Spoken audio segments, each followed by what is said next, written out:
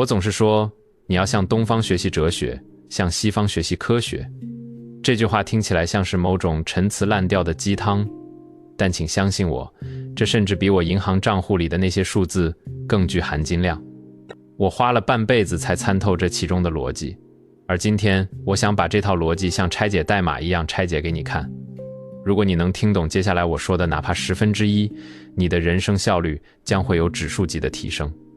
如果你觉得在这个嘈杂的互联网时代，还能听到一些不贩卖焦虑，只谈论底层逻辑的声音，是一件值得庆幸的事，那么请你动动手指，给这个内容点个赞，或者点击订阅，这是对我的一种鼓励，也欢迎大家在评论区分享。好了，让我们开始吧。如果说西方的科学是关于如何得到你想要的东西，那么东方的哲学就是关于如何面对你已经得到的东西，甚至是如何面对你得不到的东西。在西方的语境里，我们推崇的是奋斗者的叙事。我们相信通过不断的增加变量，不断的做加法，就能获得幸福。我们要更多钱，更大的房子，更完美的伴侣，更高的社会地位。这种思维模式是线性的，是基于牛顿力学的有作用力就有反作用力，有输入就有输出。我们在学校里学的就是这套东西。如果你成绩好，你就能上好大学；如果你工作努力，你就能升职加薪。这在物质生产领域是绝对真理。我们发射火箭，制造芯片，治愈疾病，靠的都是这种向外求索、不断优化的西方科学精神。甚至在投资领域，我也依然是一个坚定的西方理性主义者。我相信市场是有效的，我相信复利的力量，我相信概率论。如果不学习这些，你就会在这个残酷的商业丛林里被吃得骨头都不剩。所以千万不要因为追求灵性就抛弃了理性和科学，那是一种愚蠢的逃避。但是当你把这套西方逻辑应用到内心世界时，灾难就发生了。因为幸福感、平静、满足，这些东西并不遵循牛顿力学。你不能通过努力去获得平静，因为努力本身就是一种扰动。你越是努力想让自己不焦虑，你就越焦虑。这就像是你试图用手去按平水面上的波纹，你的手越用力，波纹就越剧烈。这就是我转向东方哲学的原因。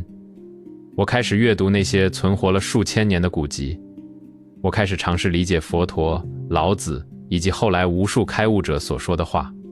我发现他们其实是人类历史上最早的心理学家，甚至是精神领域的科学家。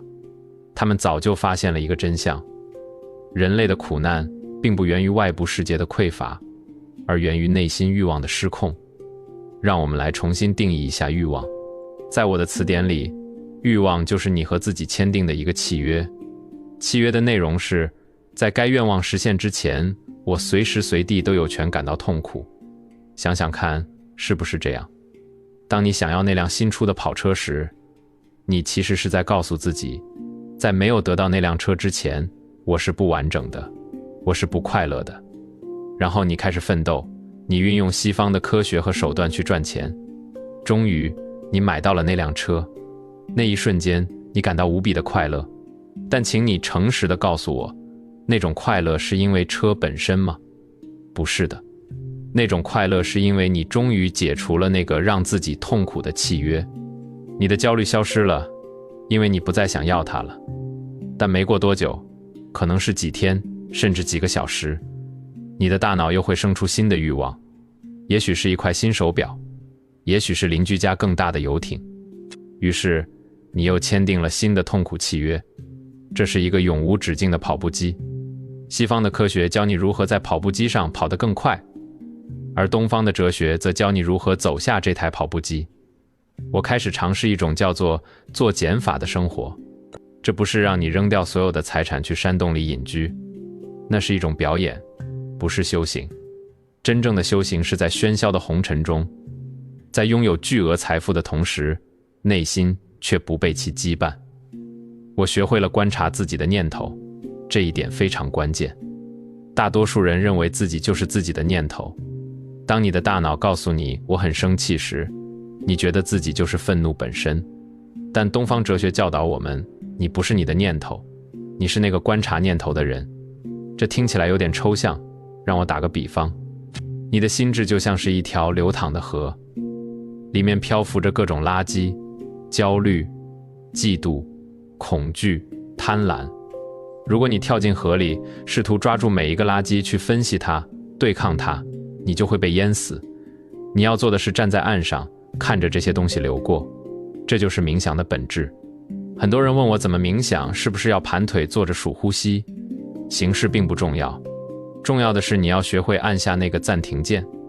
在这个信息过载的时代，我们的感官无时无刻不被各种刺激轰炸，推特、新闻、股市、邮件，他们都在争夺你的注意力。你的多巴胺回路被训练得像只巴甫洛夫的狗，一听到提示音就流口水，这让你的大脑始终处于一种贝塔波的紧张状态。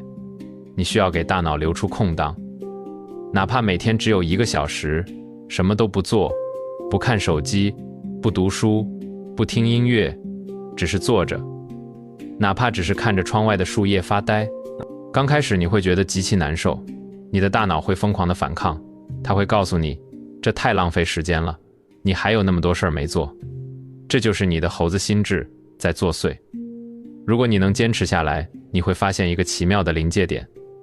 当泥沙沉淀下来，水自然就清了。你会发现，原来你不需要通过获得什么来感到快乐。快乐其实是你的出场设置。当你不再渴望别处的风景时，当下的风景就会显现出它本来的美。这就是东方哲学里说的本自具足。但这并不意味着我要放弃我的事业，放弃我的投资。恰恰相反，当我学会了向东方学习哲学后，我在西方科学领域的表现反而更好了。这听起来很矛盾，但其实非常符合逻辑。当你不再因为恐惧和贪婪而做决策时，你的决策质量会大幅提升。在投资中，最大的敌人不是市场，而是你的情绪。当股市崩盘时，大多数人会因为恐慌而抛售；当泡沫泛滥时，大多数人会因为贪婪而追高。这都是因为他们的内心没有定力，他们被外部世界的波动带着走。而一个拥有东方哲学底蕴的投资者，他能看透这些波动背后的虚幻。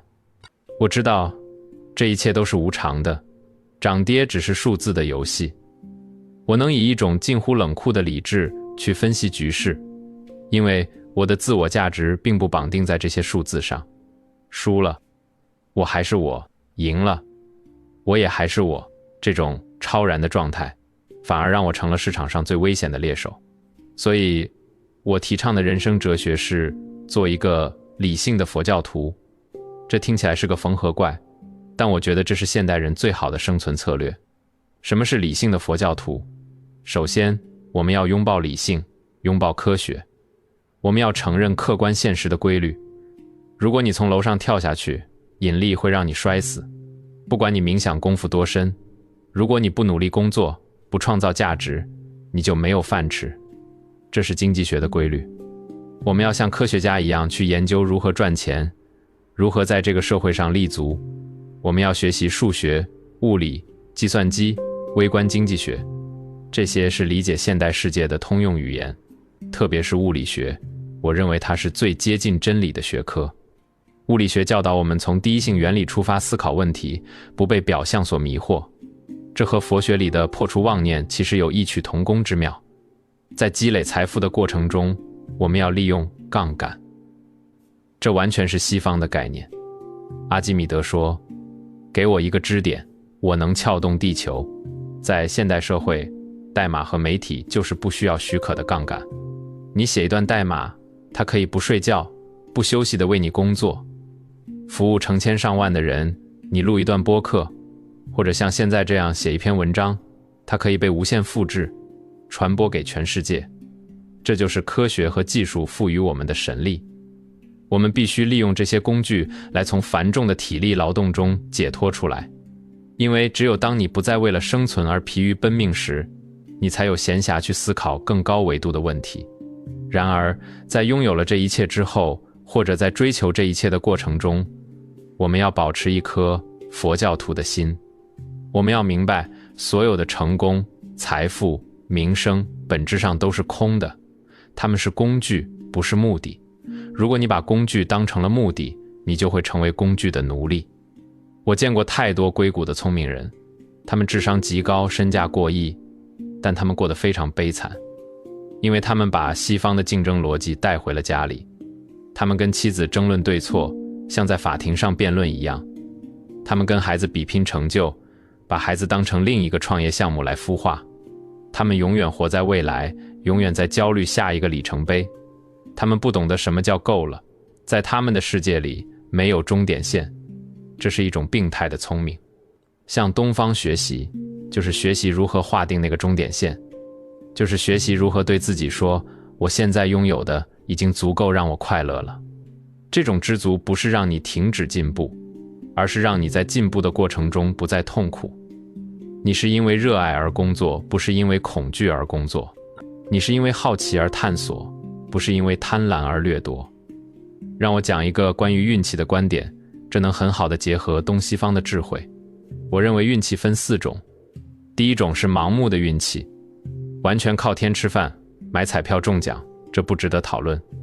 第二种是勤奋的运气，你到处乱跑，翻开每一块石头，总能碰到好运，这是西方的勤奋论。